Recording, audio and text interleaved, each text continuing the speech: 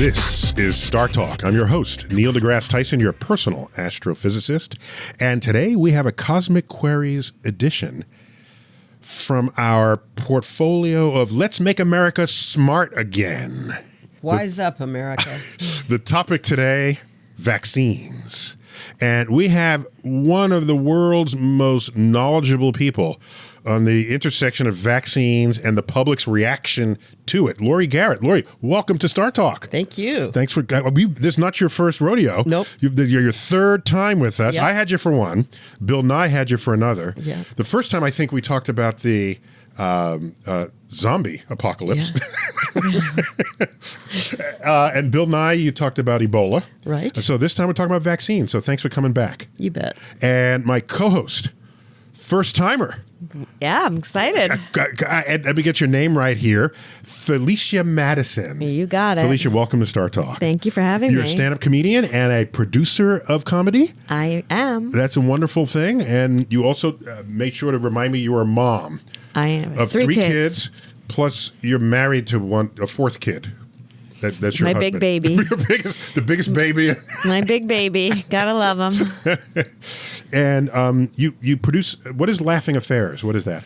It's a company that produces comedy shows for Okay. corporations. I do a lot of charity event. Nice. Yeah. Nice. Okay. All right. We'll keep looking for you out there. If you want to have an affair, make sure it's a laughing one. Oh, very nice. Tagline. So this is Cosmic Queries.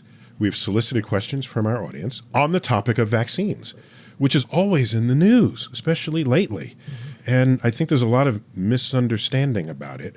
And Laurie, you're here to set the record straight. And let me remind people, if I did my homework right, you won a Pulitzer Prize for your coverage of the Ebola virus. I did. As a science journalist. And right now you're with, what's the magazine? Foreign Policy. Foreign Policy. And you're a science journalist for foreign policy. This is great. We need more science journalists out there who tell it like it is, not how people want it to be. Yeah. Ooh, she looks really upset. What are you doing here? Get back out there and keep working. Tough All job. Someone's got to do it. So, Felicia, what questions do you have for us? Okay, Go. our first question is from Kelia Silvis from Patreon. Patreon. Yeah. You're just kissing ass there. Yeah, you know we this. love Patreon. Right.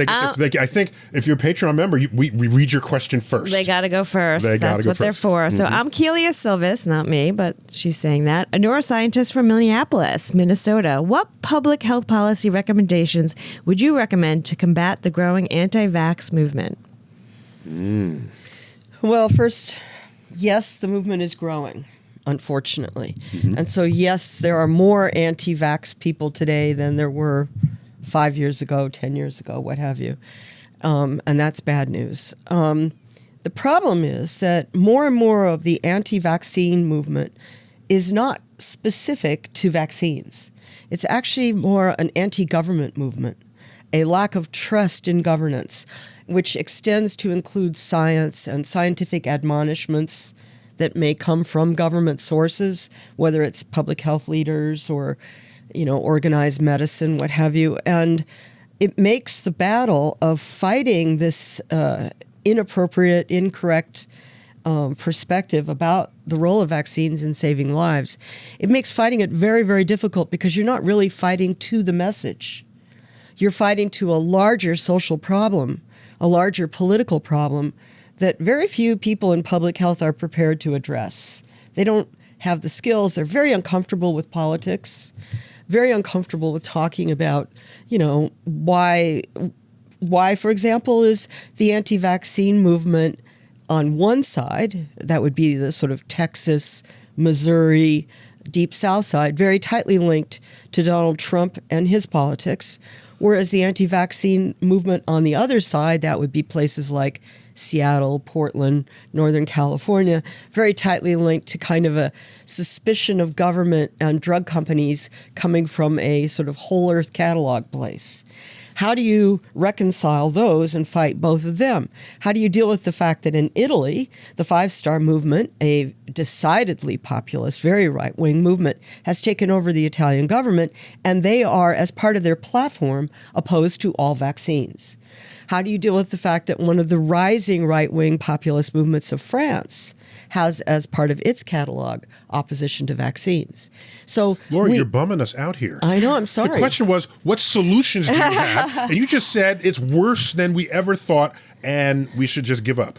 Well, if it were simply... I'm paraphrasing. You just said give up. I know.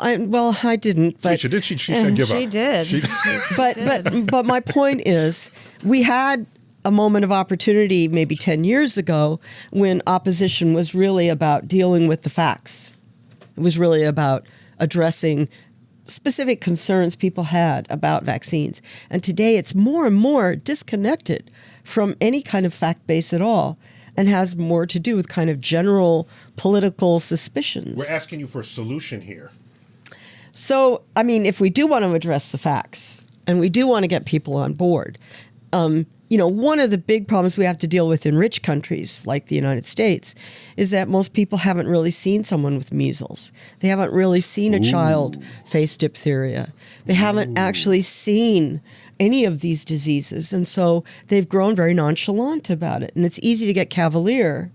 We even had Darla Shine, who's the wife of the White House communications director, Bill Shine, who has been tweeting that it's good for you to have measles. You should get your children exposed to all these, and they should get sick with all of them because she, who of course has no medical training, falsely claims that they protect you from cancer. So we have all kinds of disinformation out there that needs to be constantly countered. And we have a fantastic toolkit available from multiple sites online, books, etc., to help you know how to give the correct information regarding the efficacy of vaccines and their safety. It's that famous. So you use an anti-dandruff shampoo, and I come to you and I say, "Why do you use an anti-dandruff shampoo? You don't have any dandruff." Right? So do you just have poster children who are completely infected with vaccine preventable diseases and say this could be your kid? Well, one of the things that has been happening is more and more parents of children with cancer are coming forward, going online, going on Facebook and so on, and saying, please vaccinate your children because my child's immune system has been devastated. And if your child is a carrier, my child will die. Right. And at that point, it becomes a very serious public health thing because it doesn't affect you alone. It affects other people. That's right. Because it's about herd immunity. So this is the other reason. Herd immunity. So this is the other reason that it gets so balled up with politics. Because what public health is really saying to the masses out there is, hey, if 98% of you get a measles vaccine properly and your booster properly, then the good news is the whole society is protected. The herd is immune. Because for measles, which is the most contagious human pathogen there is, we need about a 98% level of immune protection to protect the whole herd. So that child with cancer, for example, is protected if 98% of the other kids have been immunized. But if as soon as that herd immunity gets down, and in some parts of the United States where resistance is high, people oppose vaccines, it's down to the 50% level, which is insane, which is zero herd immunity. This is only individual immunity. But presumably there are other kinds of diseases that don't require 98%. That's right. Protection. Influenza. Is that 50% protection? Because it cuts off. If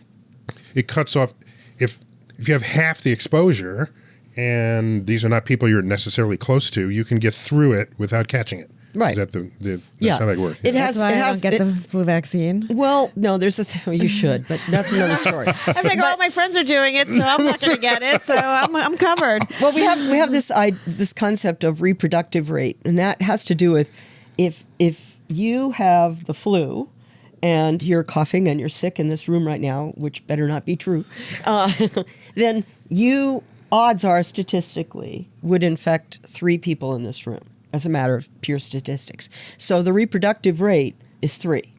If it's measles, the reproductive rate is 15 to 18.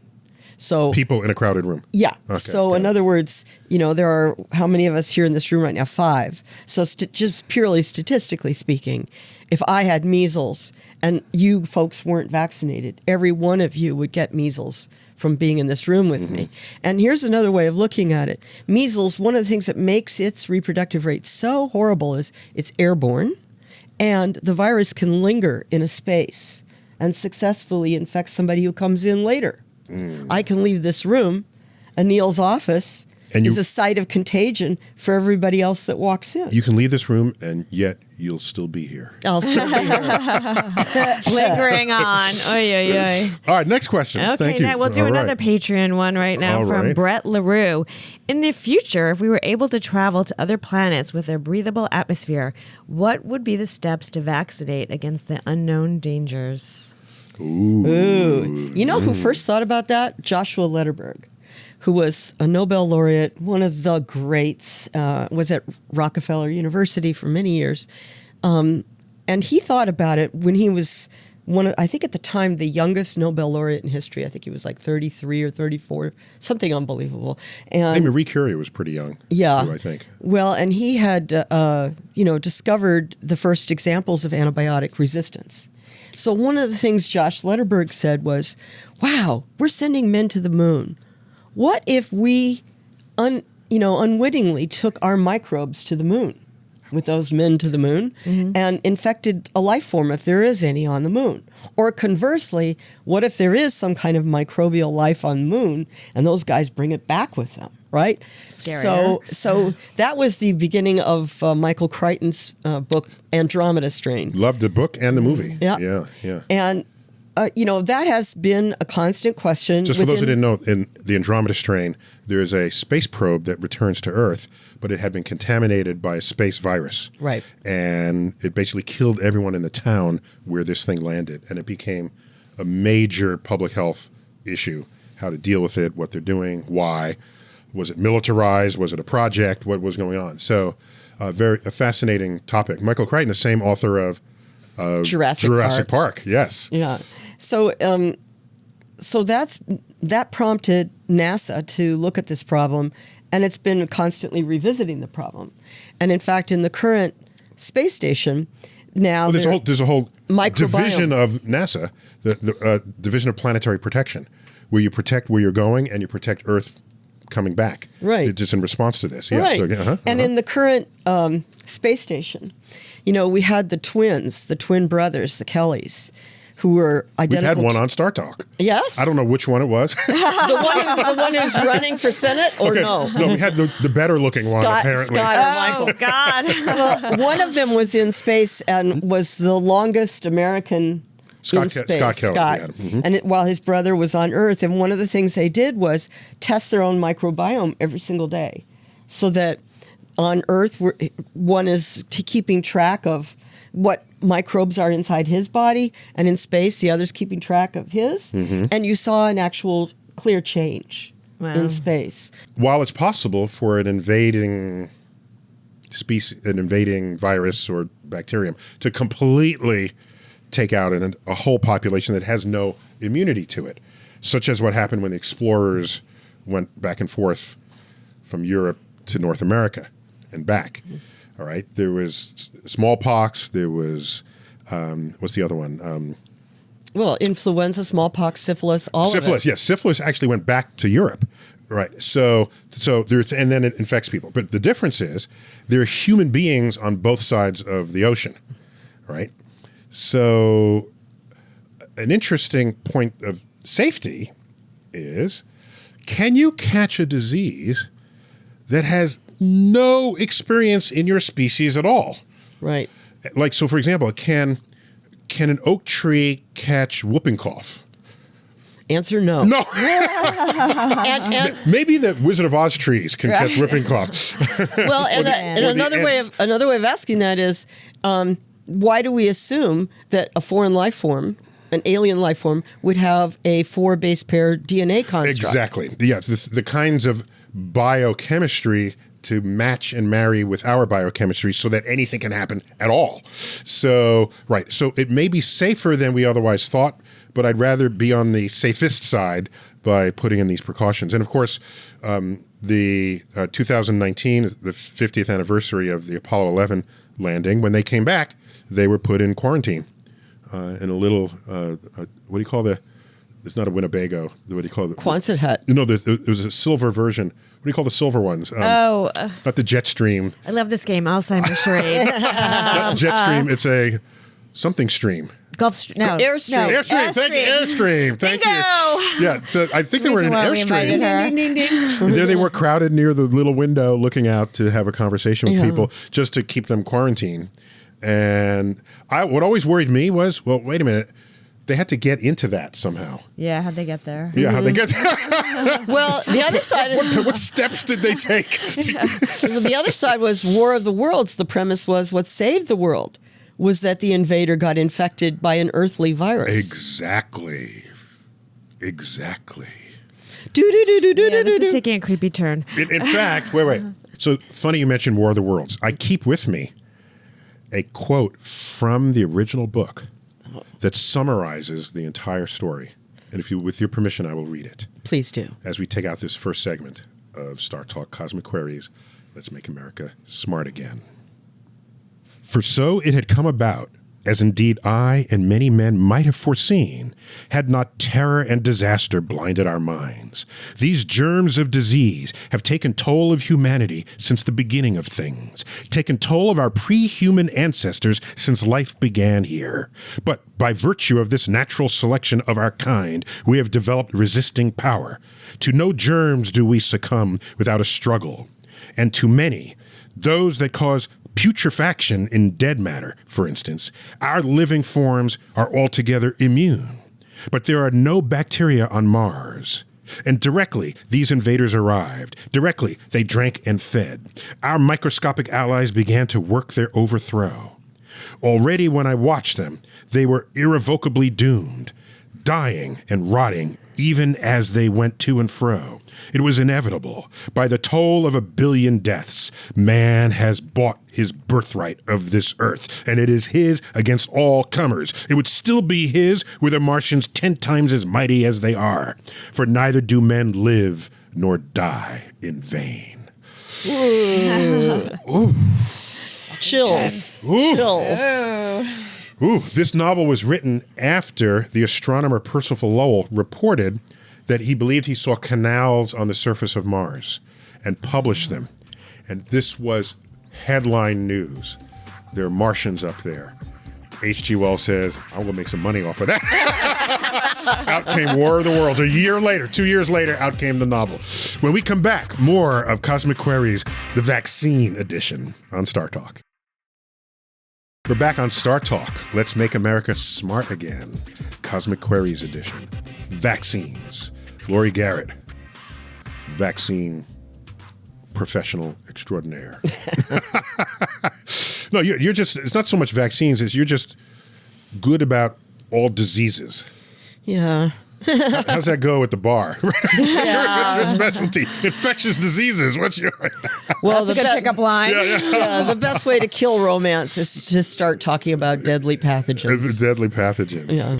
Felicia Madison, come on down. What's the next question? The next contestant is Thel Jacques on Twitter. What is the main driver that causes parents not to vaccinate their children these days? Well, it's Today, the number one driver, what would that be? doubting the safety of the vaccines themselves. Okay. And wasn't there a time when some people refused them on religious grounds?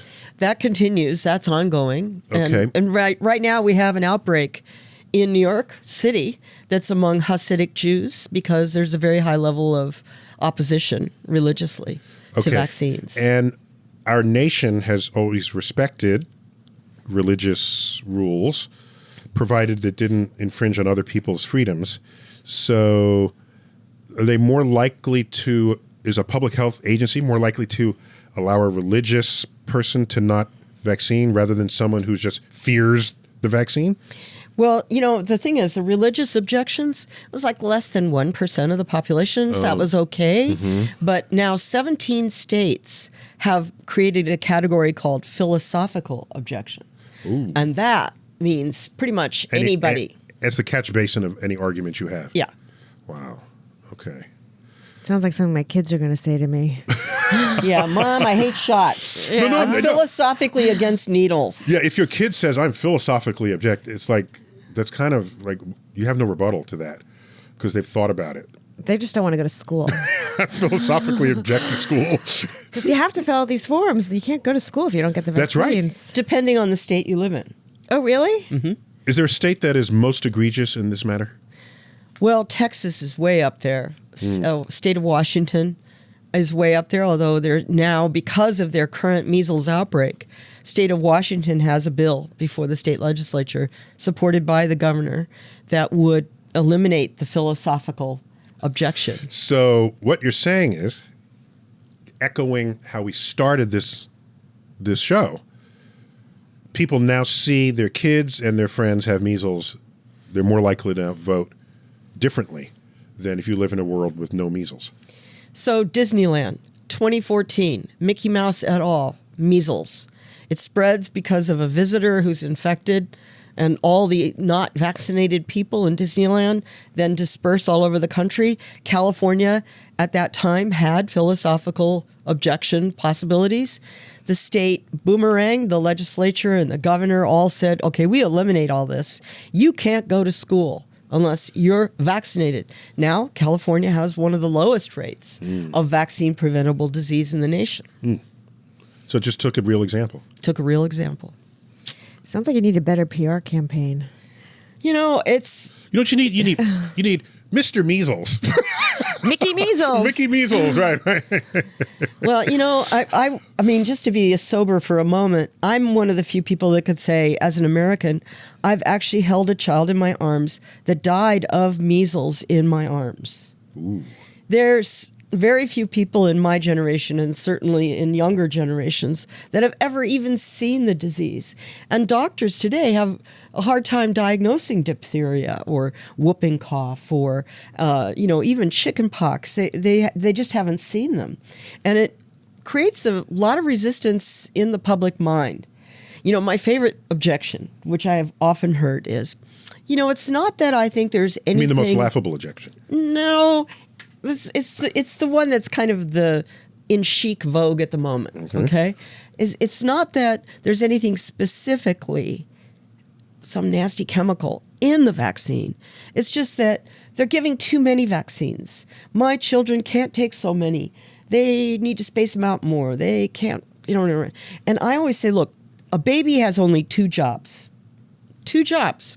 One, look at everything and listen to everything to finish the hardwiring of your brain and to learn language and, what's going on in your world. And the second job, pick everything up and stick it in your mouth. Lick it. Slobber all over it. Grab another kid. Slobber all over them. You're programming your immune system. In any given day, a kid is picking up more junk off the floor and throwing it in to program their immune system than is contained in all the various shots they will have for their entire life.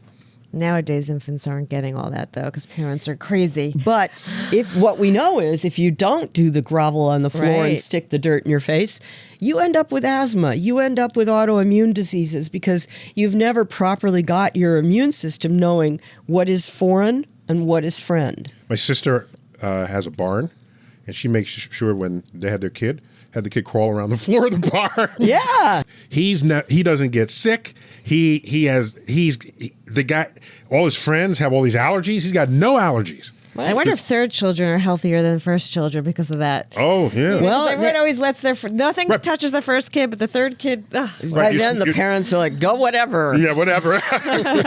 We should study that. Felicia, next one. Next question. Okay, Alana from StarTalkRadio.net. I understand that science points to the benefits of vaccines, but there is still so much fear and disbelief as to their benefits versus harm. I would like to know why they use the chemicals and preservatives they use. Aluminum, formaldehyde, coloring, polysorbate. Why haven't they moved forward with better vaccine technology? And what is the real statistics around the effectiveness versus injury in children and adults? Ooh. Long question. Well, let me take the preservatives part because that is the objection that has been most commonly raised amongst those that fear there's a contaminant that will poison their child. And then Separate from the vaccine itself. Yeah, Okay. that's used because you want the vaccine to be stored. You don't want to have to make it every day.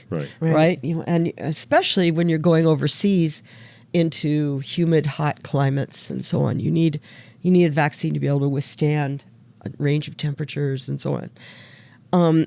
In the past, we're talking 1950s, 1960s, 1970s, there were some preservatives used that contain mercury, methyl mercury, and ethyl mercury. And there were some that contained... That's the mercury family. I was going to say Ethel. Ethel's a good friend of mine. Ethel! Here's Joey Mercury. This is Ethel Mercury. Okay. And there were, other preservatives used, but they've been greatly, greatly reduced. And in fact, all the mercury-containing ones were banned by the FDA quite a long time ago. And worldwide, mostly what's done has more to do with the storage and how you store the vaccines than what preservatives you put in the vaccine. So we've greatly reduced all of those threats. Isn't it true that some percent of children who are vaccinated, who receive a vaccine, will have an adverse effect? What percent is that? It depends on the vaccine. And on the child's health at the time they receive a vaccine. And also what you're calling an adverse effect. A lot of people get a swollen arm wherever they get injected. Is that an adverse effect? Well, not one that anybody should be worried about. Right. Swollen arm that unswells after time. Yeah. Yes, okay. And a child may complain of a headache. Did they have the headache already before they got vaccinated? Okay. Did the vaccine give them a headache? Or was it the experience of screaming in the doctor's office that gave them a headache? Gives me a headache. But the adverse events are... They don't give you a lollipop when you finish? No, it's my kids screaming that gives me a headache when they get the shot. But the adverse events problem is very, very, very, very, very, very, very low. Well, this is a scientific program, so I'm interested in you quantifying the 5 varies. The problem is it's based on the vaccine. The specific, so it varies widely. Does any percent of the kids die? The only deaths that we've seen associated with vaccines have been, at least in contemporary time, have been with inappropriately manufactured products in India and China. And in fact, China has reached a point where they've made so many bad batches of vaccine that have harmed so many children that now they've had public executions of vaccine makers. They've imprisoned vaccine makers. And a lot of parents are refusing to use locally made vaccines and are trying to get American vaccines for their children. Interesting. Okay. All right, Felicia. Okay. Next. This is not a question, but Barry Fallon from Facebook says all patents should be removed from vaccines and medication. Good one. So let's ask about that. What's the ethics of having a cure for something, and maybe you spent $1 billion for that first pill, but now I want to recoup, but it's going to save lives? Well, let me take that apart. First, on the vaccine side, there's no drug company getting rich off vaccines. Okay. It's such a tiny, tiny piece of the profit pile, and a lot of companies, in fact, are abandoning making vaccines. Our real danger is that it's concentrated down to just 4 corporations on the planet that are really making vaccines because it's so low profit. On the drug side, we have another whole story. Okay. And without that could be another doubt, show, so maybe. Yeah, without a doubt, there's profiteering in the manufacture of pharmaceuticals, and you're going to have hearings on Capitol Hill about it. You're going to see that it's across the board politically. Everybody's mad about it. So we need some public health guidance. We need some ethical sense that doesn't completely remove the profit motive. There's got to be some middle ground in there. But, here's the thing. When the people blame patents, and believe me, I'm not a big defender, but when they blame patents, they fail to notice that right now the biggest profiteering, skyrocketing, is in the generics industry. You all heard of that fellow Shkreli who's now gone to prison. Yeah. Well, he was buying up generic manufacturing. It was off patent. All right, Felicia. Okay, Give it to me. This is my favorite question. Okay. It's from Daniel J. Saltzman from Instagram. Can we create a vaccine to eliminate people that are against vaccines? Well, I'll take that as a rhetorical question. Whoa. Well, let's add that to this one, but from Wilhelmina Van, I can't even pronounce her last name, D-I-J-K. Any guesses how you pronounce that? Yick. From Facebook, can science ever undo the damage caused by the anti-vaxxers and their celebrity spokespeople? Well, that's very much like the very first question we had in the first segment today, because... Well, the first one was asking about policy, but now we're talking about the power of popularity as a face of a movement. You know, we have a lot of celebrities out there, you know, Jim Carrey and so on, they're anti-vaccine. What we don't have are a lot of very prominent celebrities coming out saying, yay, vaccinate your kids, and let me show you my children. I've had each one of them vaccinated for everything according to doctors' recommendations. And that's a shame. We could really use those voices. Yeah, that's life in general, though. They're always the naysayers. They're never like the positive ones. Let's do this. Let's do this. It's like, let's not do this. Yeah, they're always just the complainers. I mean, think about, do you remember Michelle Bachmann? Yeah. She ran for president of the United States, 3 rounds ago. And she claimed that the HPV vaccine, which protected you against the virus that causes cervical cancer, that caused mental retardation. And she said that she, in one of the presidential debates, she claimed she knew someone whose child had become, had Mongolism as a result of being vaccinated with HPV. Well, first of all, it's utterly ludicrous that you don't develop trisomy 21, a genetic disease, as a result of a vaccine, and you were administering the vaccine at age 14. So are you saying that for 14 years she was, you know, without faking trisomy 21? But it was utterly absurd. And in fact, a lot of the far right opposes the HPV vaccine, mainly because there's this crazy idea that if you're protected against a sexually transmissible disease, you'll go out and have more sex. You know, it's the same crazy notion that said you shouldn't use condoms or promote condoms because then everybody will go out there and have more sex because they have condoms. And that's why I'm not getting the HPV vaccine. Right. I don't have to go out there and have more sex. And meanwhile, now we go all these years later and we can see all over the world a dramatic decline in cervical cancer. I mean, this vaccine is the first genuine anti-cancer vaccine on the planet, and its efficacy is absolutely, I'm getting goosebumps even thinking about it, because I lost a dear friend to cervical cancer. I watched her suffer and die. And if only that vaccine had been available just a few years earlier, she might have been with us today. People are afraid. I was afraid to give my kids the vaccine because you don't know, right? But what are you afraid of?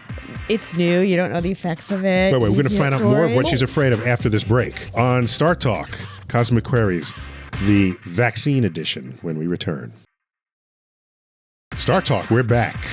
Let's make America smart again. Cosmic Queries, vaccines.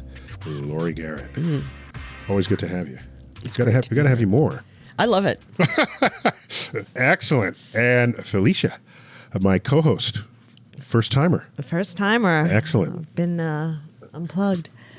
You were just saying that you were resistant to vaccinating your kids against the human papillomavirus, HPV. I was very nervous, mainly for my youngest one who had had psoriasis, and they said that if you have an autoimmune disease, it could be dangerous. I've heard stories about Who people. said that? Yeah, who said that? Where did you hear that? Friends, Yeah. friends, See, here people you go. involved. I've heard The internet, a Facebook. a girl that had it, that had, like you Instagram. said, a reaction, which could have been totally irrelevant. I was just nervous for her. It kind of makes sense if you have an autoimmune. Did you end up doing it? I did. Good. And why? I did a little research, and everyone that I spoke to that was knowledgeable in the field said, well, I had one or two people that still said no, but I basically decided the risk outweighed.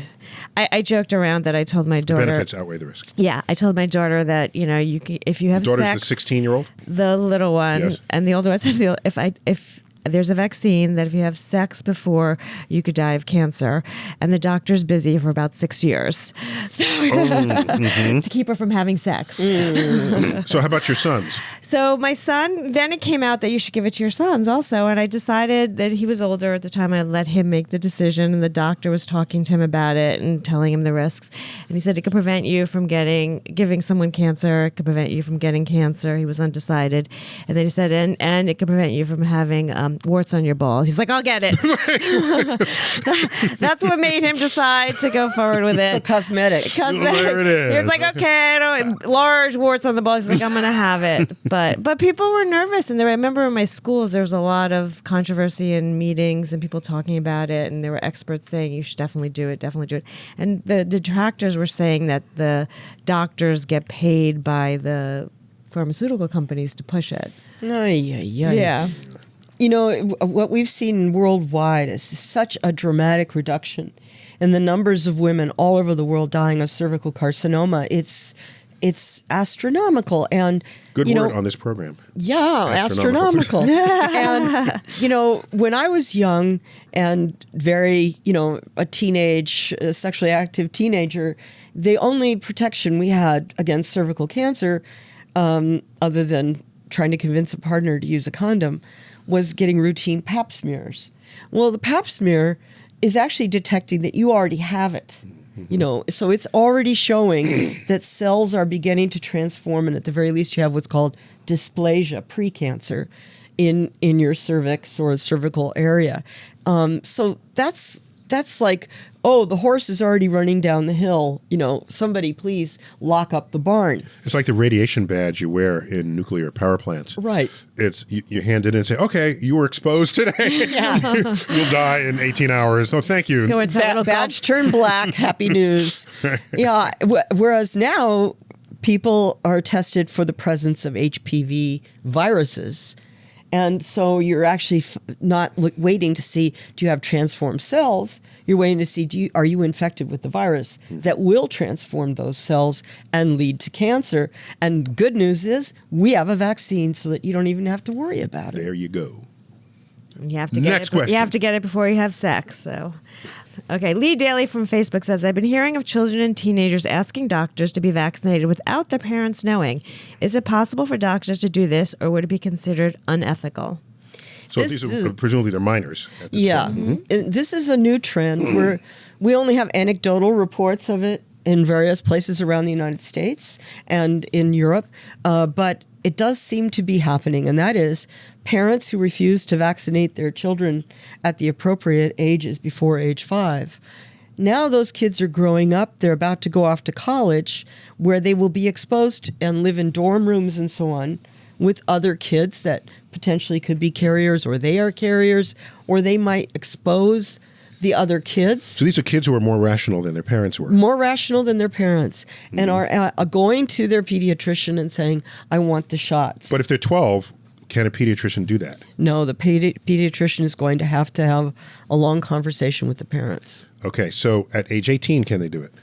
Yes, in most states, and in fact, in many states, at 16 they can do it. Okay. It just depends on the state law. All right.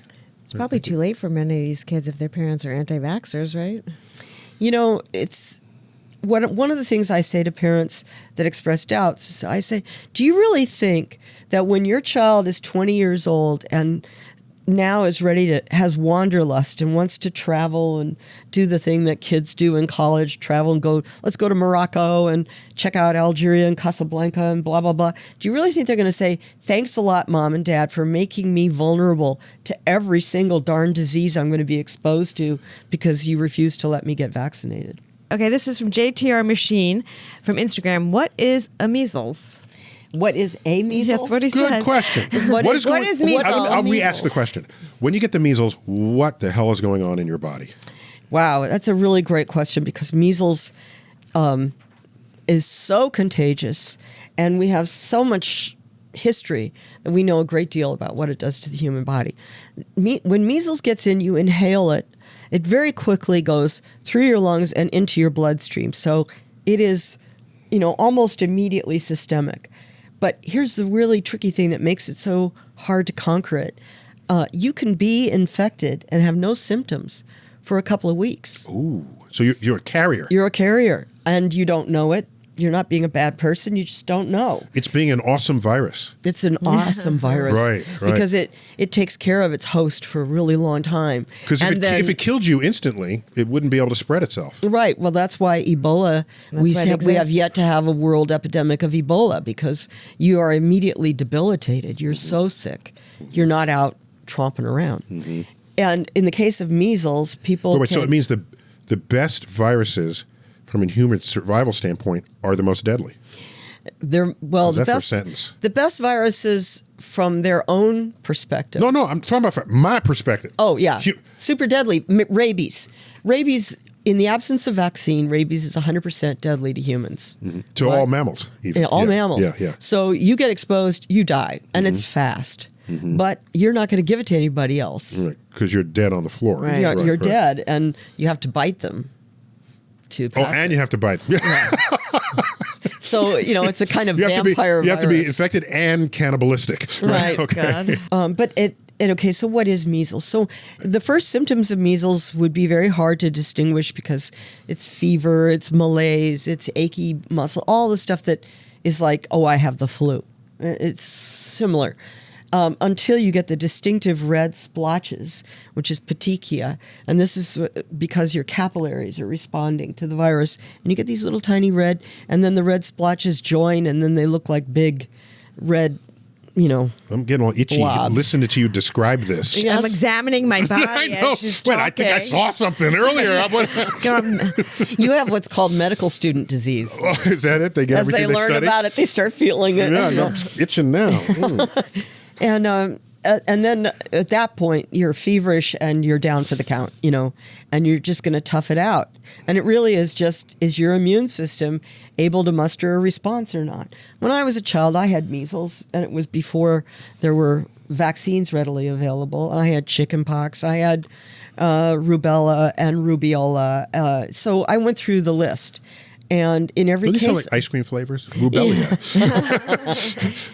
and they were miserable experiences. Mm-hmm. I mean, anybody that tries to minimize it has just never been around it. Measles, I remember being so delirious that mother would come in to the bedroom, and I wasn't sure it was her or a ghost or some image from somewhere. She would speak to me and I couldn't hear. And that's another thing that people don't think about. They look at something like measles and think it's either lethal or not lethal. Well, the measles used to be the number one cause of profound deafness in America. And a very high percentage of people who get measles will have permanent hearing loss. It also kills brain cells, and a lot of people will find that they are permanently intellectually impaired by having suffered from measles. But you had measles. Yeah. So apparently I came through if it okay. created brain damage, well, maybe it did. You might have had 2 Pulitzer Prizes by now.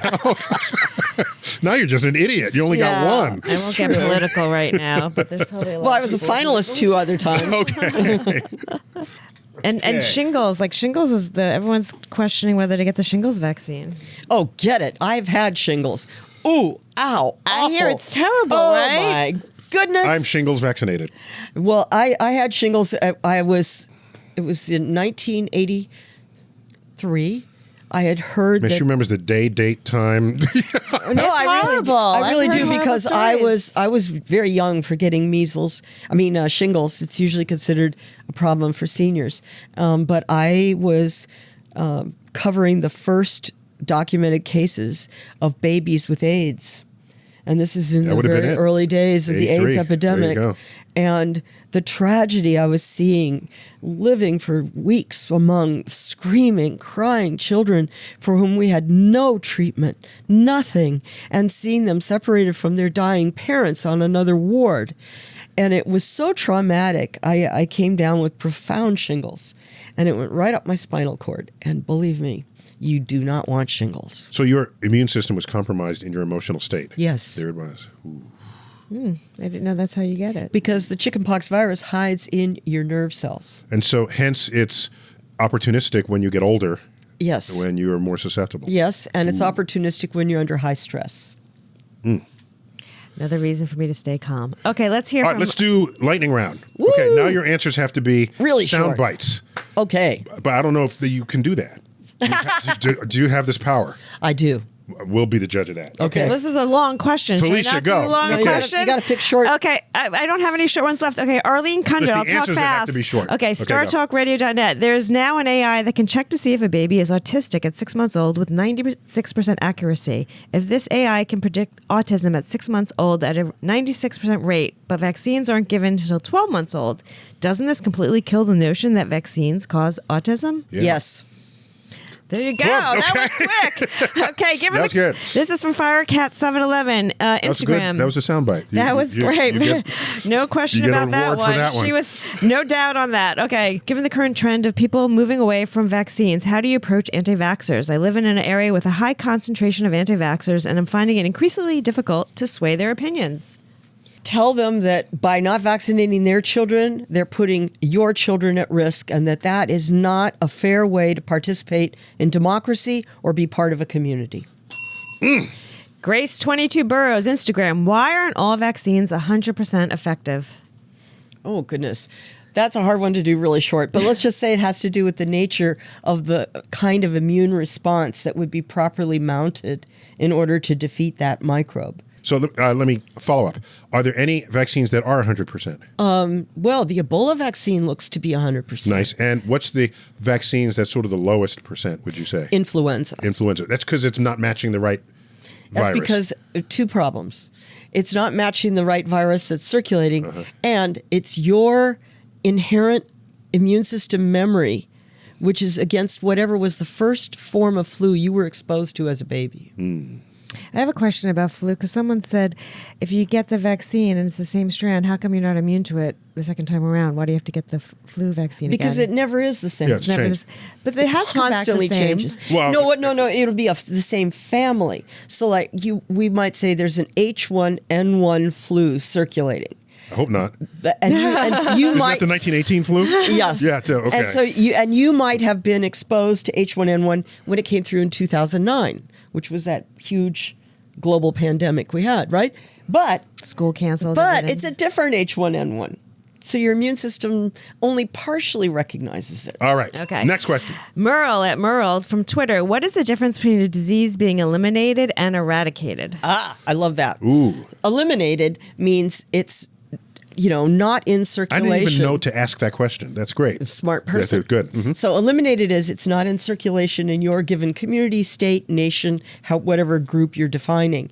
Eradicated, and we only have eradicated one human pathogen, smallpox, means it doesn't exist on planet Earth anymore. Except in laboratories. So people aren't Under lock, vaccinated under lock anymore and key. for it? Yeah, that's correct. Okay, cool. Right. I was vaccinated. I'm One old enough last- to be Yeah, vaccinated. me too. Yeah. Is that the Got the scar. one that you have? Yeah. Oh, Yeah, you're too Why young. do we not get that? I have the scar. You're I too have young. that Okay. scar. That ends the lightning round. Lori, thanks for coming back. Yeah. My gosh, I mean, I don't like having you on the show because it's about stuff that makes me itch and scratch, and it's always apocalyptic. But we need you It's important. in spite of this. Yeah. So, Felicia, where are you most active on social media? Instagram and Facebook. Okay. Felicia Madison, comedian on both. So we can find you Yes. easily. And do you tweet? Oh, I do. Ooh. Excuse me. A lot. Excuse me. And your Twitter handle? At Laurie_Garrett. We got it. We got it. I'm We'll be following you right now. We'll be looking for both of you. This has been Star Talk, a Let's Make America Smart Again edition, all about vaccines. I've been your host, Neil deGrasse Tyson, your personal astrophysicist, and I thank Laurie and Felicia, and maybe we can do this again when the next disease that we have to eradicate comes up. So as always, I Can we bid eradicate you. stupidity? Can you eradicate stupidity? Good one. As always, I bid you to keep looking up.